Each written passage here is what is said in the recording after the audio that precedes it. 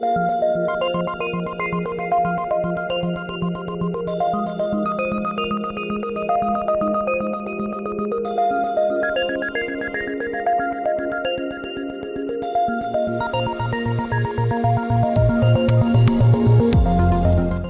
and welcome to the show Beyond the Journal, where we discuss social media, digital education, and current controversies and issues in cancer and medicine. I'm Dr. Jack West, Associate Clinical Professor in Medical Oncology at the City of Hope Cancer Center in the Los Angeles area. And I'm joined by my co-host, Dr. Charu Aggarwal, Leslie M. Heisler, Associate Professor of Lung Cancer Excellence at the University of Pennsylvania's Abramson Cancer Center in Philadelphia. Hi, Charu. Hi, Jack. It's my real pleasure to welcome to the show Dr. Larry Shulman, who's a mentor and a sponsor to me personally, but he's also the professor of medicine at University of Pennsylvania, deputy director of clinical services at the Abramson Cancer Center, and director of global oncology. Larry, thank you for doing this and welcome. Thanks so much for having me. So we would like to first start off by talking about telemedicine. We witnessed a massive ramp up of telemedicine use acutely shortly after the pandemic. It has accelerated in the last 15 months. However, I would say over the last 3 to 4 months, as restrictions have eased up, vaccination has picked up, its use has become kind of variable. Can you talk to us about your thoughts on general use and applicability across various specialties? Sure. Before the pandemic, we were starting to experiment with telemedicine because we felt that in certain circumstances it might be beneficial for patients and for care providers as well. But as you know, it didn't get much traction. And then obviously the pandemic happened, and as you stated, we resorted to it to keep people out of the hospital and keep everybody safe. But coming out of the pandemic, we're starting to think about where it could be used to the benefit of the patients, to the benefit of the providers. All of this obviously is dependent upon what the payers are going to pay for. And I think that's one of the wild cards right now. We don't know what the payers are going to do, either the private payers or CMS. But we're hoping that telemedicine will still have a place in cancer medicine as well as other aspects of medicine. And there's certainly patients who can be very well cared for through telemedicine without having to drive sometimes many hours, without having to wrestle with parking, and can get the care that they need in a much more convenient way. And for providers like myself and you, Charu, we've learned how to do that, and I think we've become pretty good at it. We also realize there are times that it's not appropriate. The patient really needs to come in and be seen and examined and talked to in person. But when we start to think about where telemedicine might be used, survivorship is a great example. A lot of people who are coming for long-term follow-up really don't need to come in and be examined. They may need a blood test or sometimes even a scan, but we really need to just touch base with them and find out how they're doing. And to save them a trip in is great. The other thing that we've thought a lot about is how best to initially contact patients about clinical trials and about other services that we can then assess whether it's worthwhile them coming in and traveling to come to our medical center or not. So they don't make a trip in and then find out this trial's not applicable for them, or they should be somewhere else for their care and not with us. And I think that's something that patients have appreciated greatly. But I think we're all still experimenting, and we'll learn with time where it fits in best. You are in an area where there are multiple states kind of cheek to jowl, and I think that's a potential challenge, along with bandwidth issues and reimbursement, but the issues of you potentially having a patient who lives in New Jersey or Delaware. How optimistic are you that we're going to be able to work through this? Is the interstate medical licensure compact going to be the key, or is this something that you think is going to be a real friction point for years and years to come for us? Well, To be frank, Jack, I'm not that optimistic. I'd like to be more optimistic about this. I have a Pennsylvania driver's license, and I passed all the regulations, but I can drive in New Jersey, and I can drive in Delaware, and Pennsylvania still had control over whether I was capable of driving. But there's reciprocity, and I don't think that that's jeopardized the roads, frankly. And frankly, I don't think it would jeopardize medical licensure. Every state has a pretty rigorous approach to medical licensure, but they're all the same. Yeah. They're all looking for the same information. And why New Jersey can't feel comfortable with somebody who's gained a Pennsylvania license is a mystery to me. But it's pretty ingrained in the medical system. I think we have a very siloed system. That's one of the things that the pandemic made even more clear to us.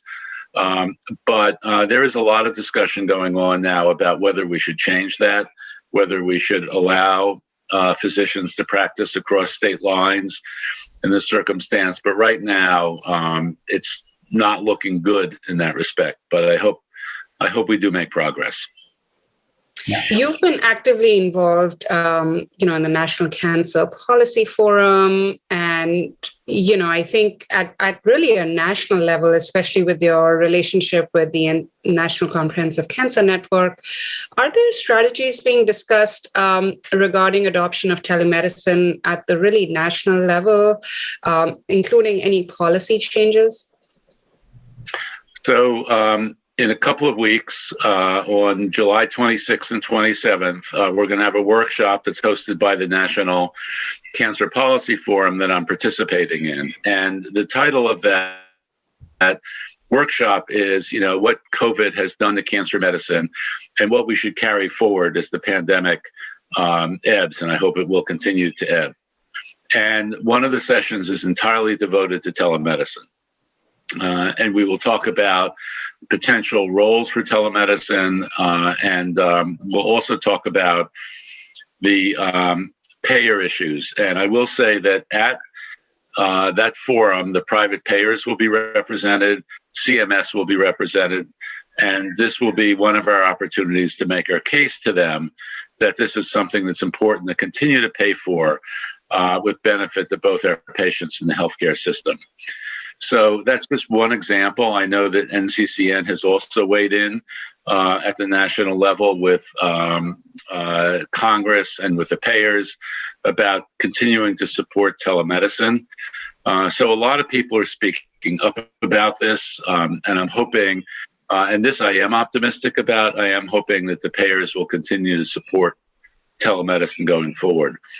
I would say one other thing, though, from the physician point of view, and that is that we do need to be cognizant of the effects that telemedicine has on us practicing oncologists. And I think that it needs to be utilized in a way that doesn't, contribute to more clinical time that's required, because most of us are pretty stretched already. And I think many of us have found, I don't know, Charu, what your experience has been, it's very hard to mix an in-person clinic with a telemedicine clinic from a sort of a practical point of view. And if we're going to do a telemedicine session, it should replace one of our inpatient sessions, not be an add-on, if you will. I'm just worried about an already pretty stressed out workforce, and this adding to that stress. So I think it's a valuable technology that we should continue to use, but I think we need to be cognizant of the effects on the workforce. I think that's a great point that, I work in a place where the physical plant of the clinic, just in terms of the number of the number of computers available and, chairs and exam rooms and parking spaces, all of those in many centers, that's an issue. And the cost, in addition to the drive it requires, but people coming in for ongoing infusions, the cost of parking is not trivial in itself. So anything that we can do to ameliorate that, telemedicine allows us to have visits that are not limited by the size of the waiting room or the number of exams rooms. But as you say, I've also found it does not mix well to go from one to the other at the same time. I think you need to partition them, but it does have an advantage that I'm very limited in the amount of time and the where I can be for clinic, but I can do telemedicine almost if I block out the time and be able to see a patient pretty much whenever they need to, as long as it is helping to decompress the time and space limited live clinic. I think there's a potential there. The one other thing I would say about this is that I found it particularly valuable for family meetings. You have a patient with newly diagnosed metastatic breast cancer, which was the case for me a couple of weeks ago, who has a couple of dear sisters that she wanted to be involved in her care, but one of them lives in Virginia and the other one lives in the Midwest. And we can all get together as a family in a telemedicine visit that was actually quite intimate, and I think went very, very well and was not an option, frankly, if we weren't using telemedicine. Well, it is especially, many of us have had restrictions, some still ongoing in places, about COVID and visitors in outpatient clinics. And so, ironically, you couldn't have people participate from family in the live visit, but you could have them involved next to the patient at home. Right. And, and this actually was the case with this woman. I was meeting her husband for the first time, who had never gotten to accompany her to any of her previous appointments. You also get to meet the kids, you get to meet the dogs, the cats, and learn a little bit about their family environment. Yeah. Yeah, no, it definitely gives a new lens into their, day-to-day life, much more than an in-person visit can. And I also find that multidisciplinary collaborations are really easy. I think, there have been times when my colleagues in radiation oncology have hopped onto the same video conferencing call. And, we've been able to have really a nice shared decision-making process. I think we've learned so much from our experience during COVID that will just continue to grow. And I hope that we can find a balance where, we can provide seamless medical care over the course of patients' diagnosis. Some of this is translating into how we work on an everyday basis. So I'd like to shift to, just workforce and resilience and burnout issues. And, COVID made us realize that not all meetings need to be in person. It also made us realize that, there are lots of things, especially from perhaps a research standpoint or even a clinical trial accrual standpoint, that we can safely and effectively accomplish by being in a hybrid work environment. Right. And in fact, at least in the corporate world, many companies are foregoing their physical office space, at least the smaller companies, and giving way to hybrid options or completely remote work options. And, you've done a lot of work on oncology resilience and, resilient workforce. Where do you see the shift happening? At our own institution, we are now sort of coming up with guidelines in terms of quote unquote return to work after vaccination. But do you foresee that a big change will happen in the way that, we interact in meetings or even at national meetings? Yeah, so I think those are really important questions. And I'll start out by saying that I don't know the answer to any of them. What I would say is that as we've discussed this at great length at Penn among the department chairs, which we are doing, and again doing in fact on Monday, and my colleagues at Harvard, I actually still am on the faculty at Harvard, and I've talked to them about it as well. I think all of us feel like we don't know what the sweet spot is, if you will. We don't really know what the optimal way to work is, and that it'll be an experiment over the next 6 to 12 months, and we'll learn what works for our personal lives as well as what works for our professional lives. So I think we have a lot of learning. I don't think that the height of the pandemic is an example of where we're going to be. and we can't use what we learned there to know how best to move forward. You mentioned the stress on the workforce, and that is something that I've been interested in for a long time. And when you do the math, and you look at the number of oncologists in the U.S. and the increase in the number of oncologists, and then you look at the increase in the number of cancer patients, the curves are not parallel. The number of patients is going up much faster than the number of oncologists. And so in the years to come, the oncology workforce is going to really be required to care for more and more patients. And, and we're not really equipped to do that. I think that we're all working pretty hard. We're all pretty stressed out. There's a lot more, administrative burden on us that we're trying to fix that to some extent. But the math really is not encouraging. And I don't think our workforce and the way that we provide oncology care is really set up ideally to deal with the growing number of patients that we have. And there's a ton of literature out there, as you know, and we all have personal experience with physician burnout, and people just bailing out of the profession. The other thing I would say about oncology is we've been on a wave that's been very positive, because the first oncologists were really part of my generation, training in the 1970s when Nixon declared his war on cancer and cancer medicine. When I was beginning my training, there weren't even oncology boards. And ASCO was just getting started. But those of my age group, frankly, are starting to retire. Many already have. And so not only are we not increasing the number of oncologists very quickly, but there's going to be a fair number of us leaving the workforce. And I think that's just going to exacerbate all of this.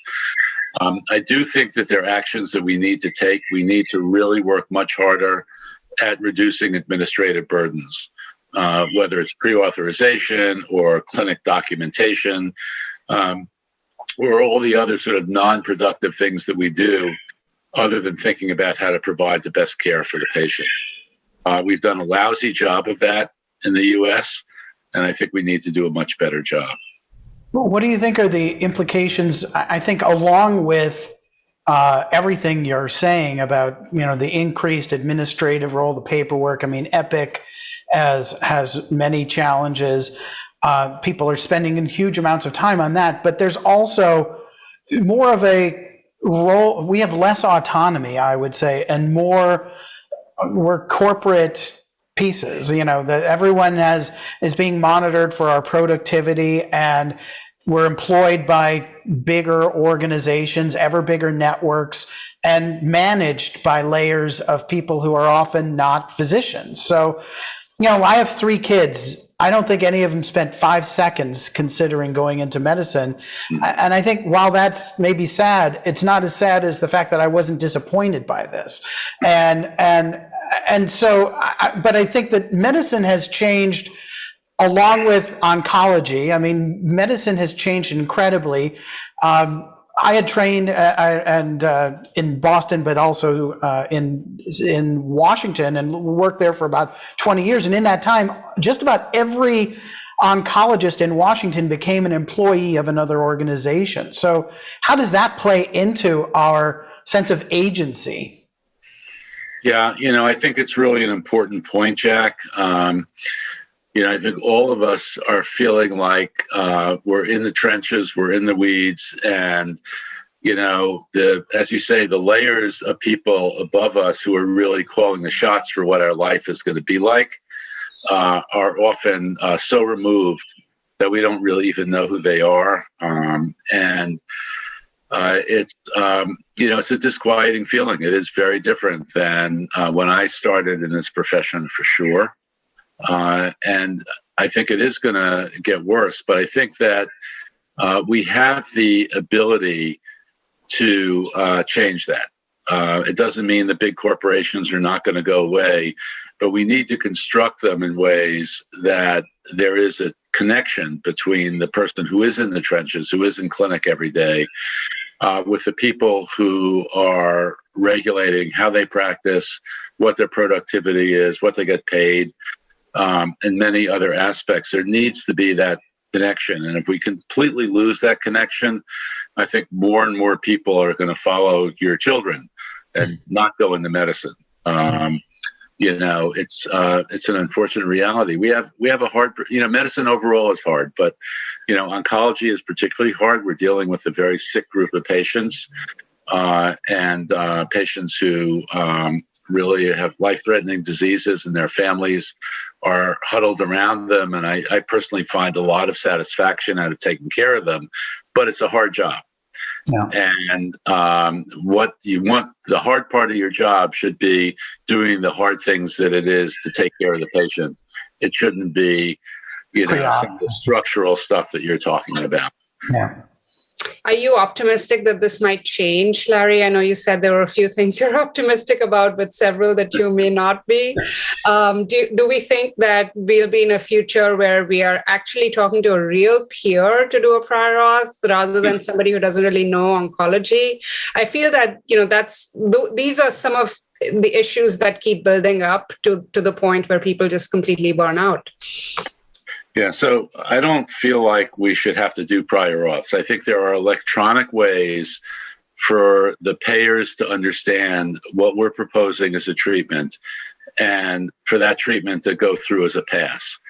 That shouldn't, quite frankly, be something that we need to do on the phone. And it costs the payers a lot of money. Those non-oncology nurses that you're talking to when you're doing a pre-authorization are getting paid by the payers to wrestle with you about whether the treatment's appropriate or not. And frankly, they're not expert. They're, following a form, and you're hoping they're going to get it right. But we are working on projects at Penn to connect our electronic health record, EPIC, directly with the payers to circumvent pre-authorizations. The reality is that greater than 95% of our requests for pre-authorizations are approved. And they're approved for very simple reasons. They clearly fall into guideline-approved therapies and should be approved and should be supported. But all of those are going through a painful manual process at the moment. So I think these are the types of things we need to do.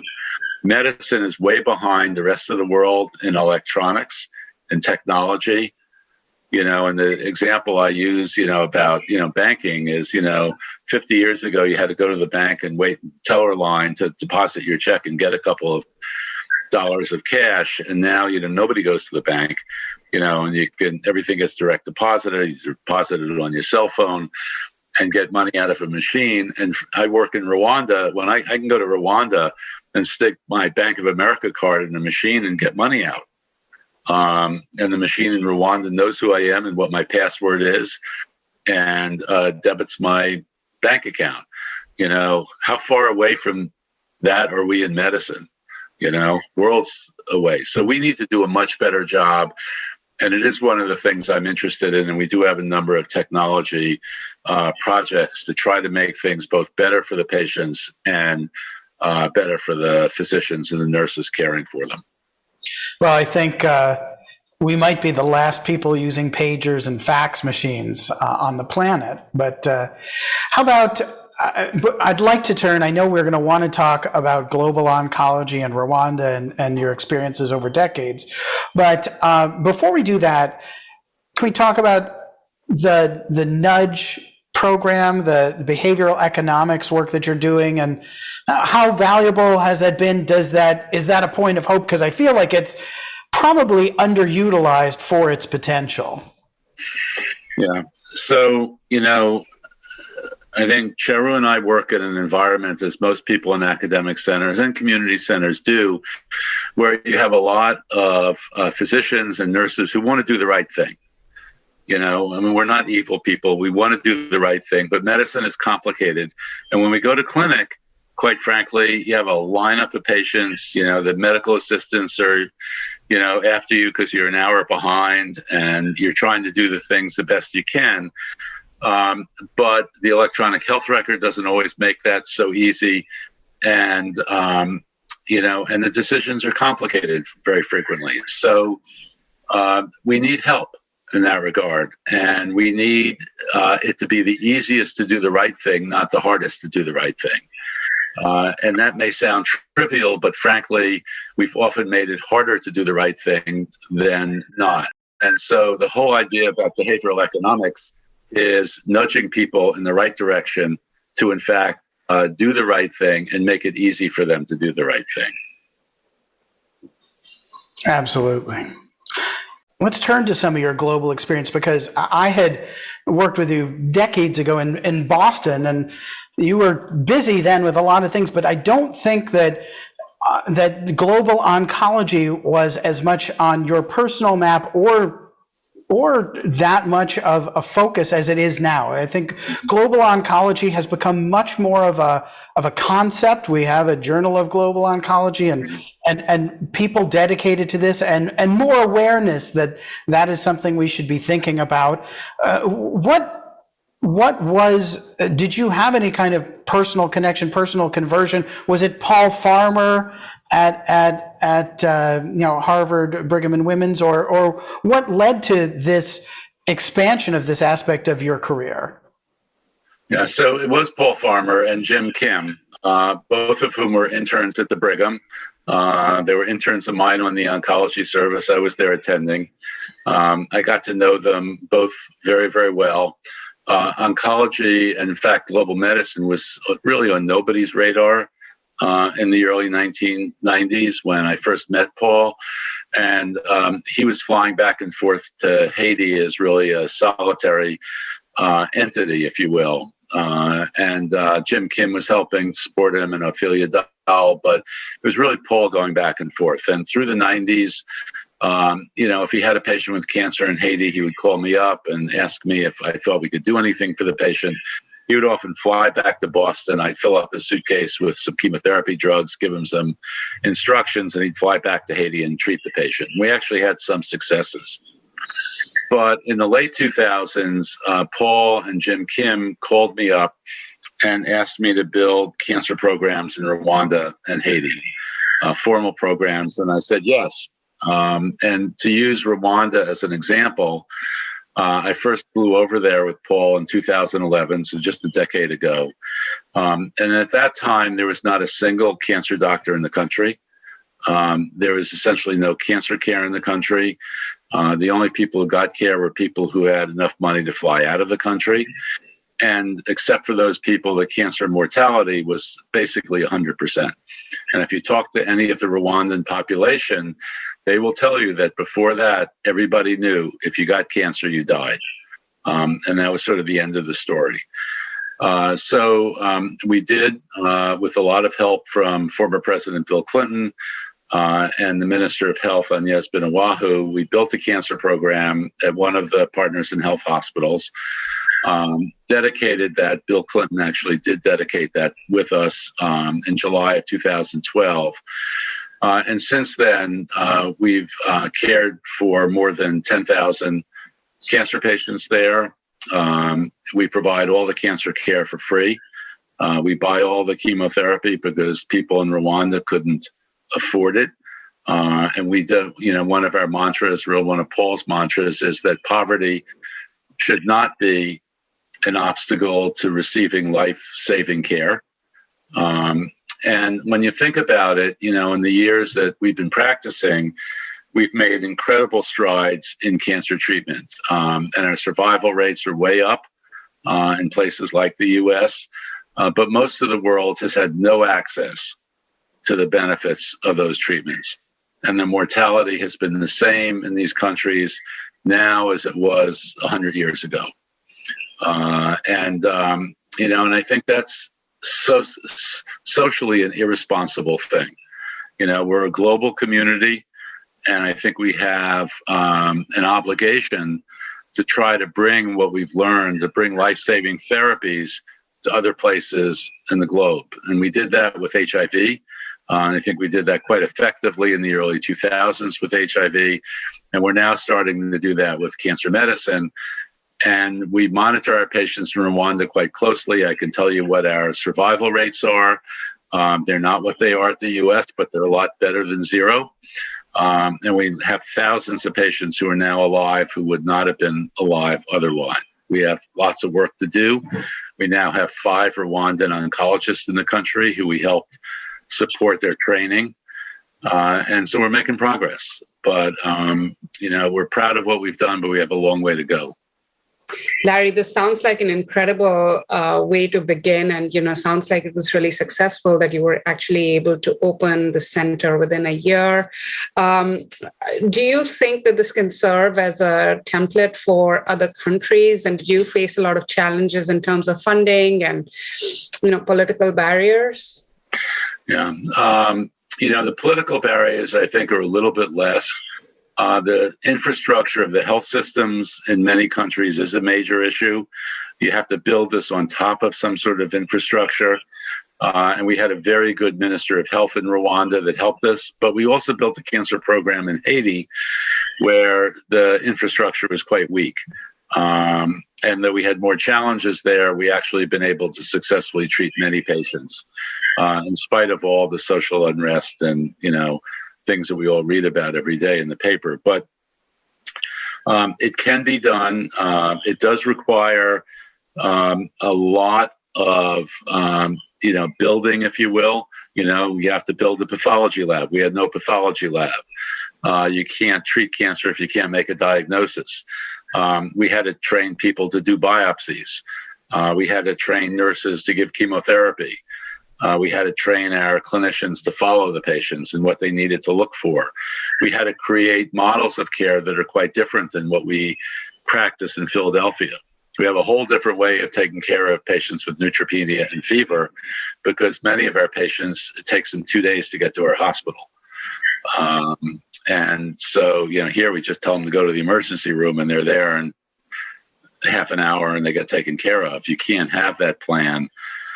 But we do have alternate plans, and in fact, their death rate from neutropenia is very, very low, in spite of treating patients with acute lymphoblastic leukemia and other pretty significant diseases. So, we really, I think, have been able to accomplish everything. We document everything. We publish everything, in part to keep ourselves honest about what our treatment results actually are, but also, as you say, to provide a model for other countries to try to build their own cancer care infrastructure. And I think we've been able to do that. And we're continuing to work on it. How much of a bottleneck at this point is the expertise, particularly as over the course of our careers, oncology has gone from a kind of nascent field to one that you could treat lung cancer with one chemo regimen pretty much for a decade and not be out of date, to one that every field has become super, super specialized with 1% and 2% populations defined by molecular characteristics. I mean, that's very hard for a general oncologist to do in the US. It must be unfathomably difficult for a handful of oncologists in a country. And is this something where, though we've talked about telemedicine for folks at Penn and patients at Penn or wherever, could this be applied across countries? Could we create doctors without firewalls and have doctors from the US potentially help work with the docs in wherever to provide some expertise whispering in their ears that can be executed on the ground? Yeah, so I think that's really a critical point. So there's a system called ECHO, which has partly actually been developed by my sister at MD Anderson, which is a remote clinical guidance electronic system, which we use. I sent my Rwanda team to Houston to train with my sister. And we use that every Thursday morning. So every Thursday morning, 52 weeks a year, our U.S. specialists in medical oncology, pediatric oncology, radiation oncology, and nursing get on the phone with our Rwanda team. And we go over problem cases, difficulties. We have ongoing lectures that that help to inform them. And that you've never seen a group of more attentive doctors and nurses that participate in that call. I actually gave one of the ECHO lectures a couple of weeks ago on vaccination in COVID patients, and something that Charu and myself and others have been working on at Penn. But that is a critical connection. And through that mechanism and working, in the old days, and hopefully we'll get there again when we spent a lot of time in person in Rwanda, and I was there just before the pandemic in February of 2020, we developed treatment protocols for all the diseases that we were able to treat at our cancer center. These are pathways, what we would call them here. There we call them protocols, and they're continually updated. So they have written pathways, if you will, to help guide them, but they also have these weekly consultations, and and then there are innumerable emails and calls during the week. So yeah, they need the accompaniment. They're good docs, they're good oncologists, but the field is extraordinarily complicated, as you say, and so we're there to support them.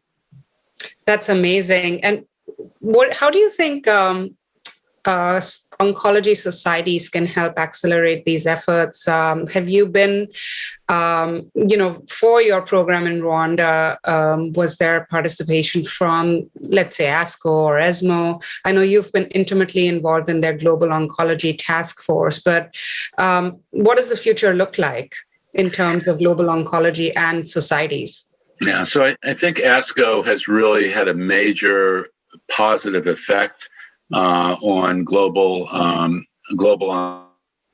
oncology in a lot of different ways. They've had an international affairs committee for many years. I served on that committee for a period of time. They have, has several workshops that I also participated in on helping to make global oncology an academic field, actually negotiated with ACGME to allow us to really train global oncologists in fellowship, which has been a huge advantage. And, they have the Journal of Global Oncology, it's now JCO Global Oncology, which I'm on the editorial board for. And, that journal, is not a money-making journal for ASCO. That's a journal that they're doing because they feel like it's incredibly important. The other thing I would say is that they have innumerable grant opportunities in the global space. And so a number of my young faculty members have either gotten Young Investigator Awards or Career Development Awards from ASCO to support their global work. And they also have a series of grants for the doctors who are in country. And there's, for instance, one grant that's called the IDEA grant that, they sponsor our Rwandan or Haitian colleagues, and we've had both of them accepted into this program to come to the annual meeting when we used to actually go to the annual meeting. And they hosted them to come to the annual meeting and then spend a couple of weeks at a host academic center in the U.S., all paid for by ASCO. So ASCO has made tremendous contributions in this area, as have other societies as well. But I'm particularly grateful to ASCO for what they've done. What about the role of the institutions you've been at? Because I believe that there's been some collaboration from Harvard or Brigham and Women's, and I wouldn't be surprised if Penn. I mean, is this something that requires, or have they been very completely supportive of this as part of your career, or is this considered as moonlighting, keeping you from your other responsibilities? Well, it certainly started out as moonlighting, but in 2012, actually, when I was at Dana-Farber, the National Cancer Institute, and Harold Varmus was then the director of the National Cancer Institute, felt very strongly that the cancer centers should start to support global cancer medicine. And he was kind enough to tell my boss, who was the director of the Dana-Farber, that he should do this. Not that I think he needed that much prodding, but we formed a Center for Global Cancer Medicine, which I directed until I left in 2015, but that still exists and is supported by a fair amount of both institutional operational funds as well as the Dana-Farber fundraising apparatus, which is quite good. So we've had a fair amount of funds to support faculty and trainees and the program overall. When I came to Penn, the agreement with Penn and with Chi Dang, who was then the Cancer Center director, was that 30% of my job would be global cancer medicine. So it wouldn't be a moonlighting job, but it would be baked in to my official role, if you will. And along with that came some institutional operational dollars to help us run this. But we've also been relatively successful at getting grants. And that's been great. And the institutions have really helped us in that regard as well. So, it's not easy, but I think people realize this is something we have to do. Great. Larry, this has just been a tremendous conversation. Thank you so much for joining us today.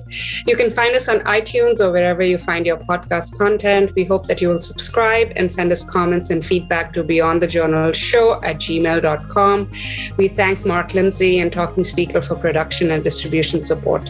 See you in a couple of weeks with our next guest. Thank you so much. Really appreciate it. Thanks for having me.